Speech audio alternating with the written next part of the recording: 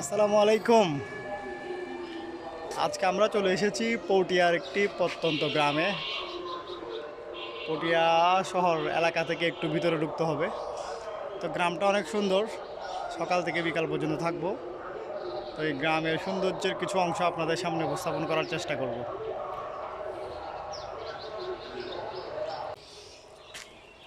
অনেকদিন পরে এরকম ঘাট সহ একটা পুকুর দেখতে পাচ্ছি। আসলে গ্রামে দিকেই এগুলো দেখা যায়। এরকম ঐতিহ্যবাহী এমন বড় ঘাট তৈরি করে পুকুর কিন্তু বর্তমানে বাংলাদেশে বিলুপ্তের পথে বলা যায়। এই যে একসময় হুমায়ুন আহমেদের নাটক সিনেমাগুলো দেখতাম, যেখানে গ্রামগঞ্জের ভিডিওগুলো উনি ধারণ করতো, সেখানে এই ধরনের পুকুর ঘাটগুলো দেখা যেত। তো এই যে চমৎকার লাগছে, অনেক পুরাতন একটি পুকুর।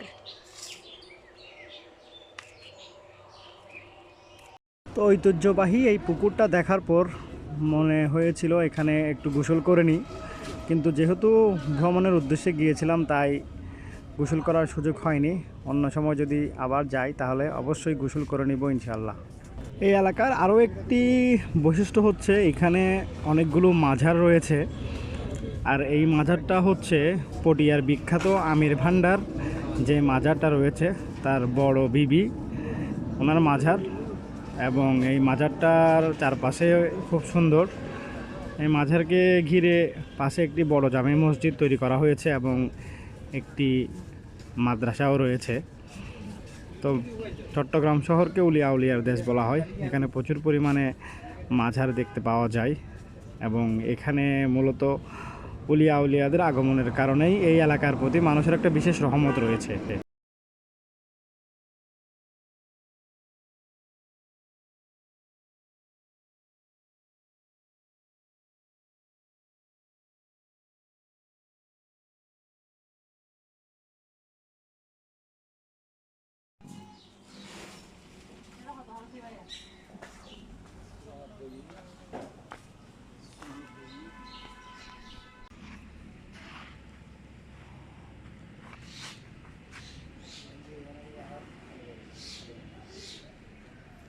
সুন্দর এই গ্রামটি দেখার জন্য গিয়েছিলাম আমি আমার বড় আপুর সাথে তার এক বান্ধবীর বাসায়। তো এই চমৎকার এই গ্রামীণ পরিবেশের রোডটি তাদের বাসার সামনে দিয়ে দেখা যায়, অর্থাৎ কত চমৎকার একটি রোড তৈরি করা হয়েছে। সব সময় গাড়ির ব্যবস্থা এখানে আছে। এই স্থানটা পার হয়েই গ্রামের এই সুন্দর রাস্তাটা অতিক্রম করে আমরা পৌঁছে যাব আমির ভান্ডার মাজার শরীফের দিকে। তো এই যে এত সুন্দর একটা রাস্তা তৈরি করা আছে, দেখে বোঝাই যাচ্ছে না যে এটা আসলে গ্রামের একটা রোড। দেখেই বোঝা যাচ্ছে খুব সুন্দর রাস্তা তৈরি করা আছে এবং সব সময় এখানে গাড়ি পাওয়া যায়।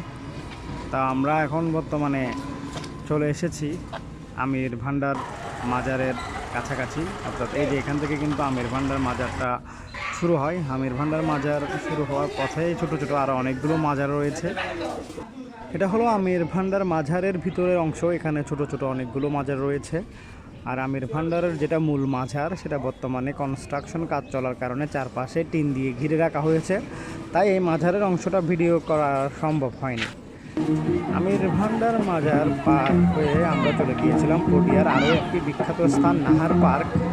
এই নাহার পার্ক কিন্তু খুবই চমৎকারভাবে তৈরি করা হয়েছে। এখানে খুব সুন্দর সুন্দর ফুল গাছ রয়েছে এবং গ্রামীণ পরিবেশে এই পার্কটি তৈরি হওয়ার কারণে এখানে প্রচুর পরিমাণে মানুষ ছুটির দিনে বেড়াতে যায়। বিশেষ করে পটিয়ার আশেপাশের মানুষজনের জন্য এটা সুন্দর একটা পর্যটন স্থান হিসেবে তৈরি হয়েছে। তো আপনারা সুযোগ পেলে অবশ্যই এই স্থানগুলো ভ্রমণ করে আসতে পারেন। বিশেষ করে আমির ভান্ডার মাজার এবং নাহার পার্ক দুই জায়গাতেই আপনারা যেতে পারেন। ভালো একটা সময় আপনারা কাটাতে পারবেন এবং পটিয়ার এই সৌন্দর্যটা আপনারা দেখতে পারবেন।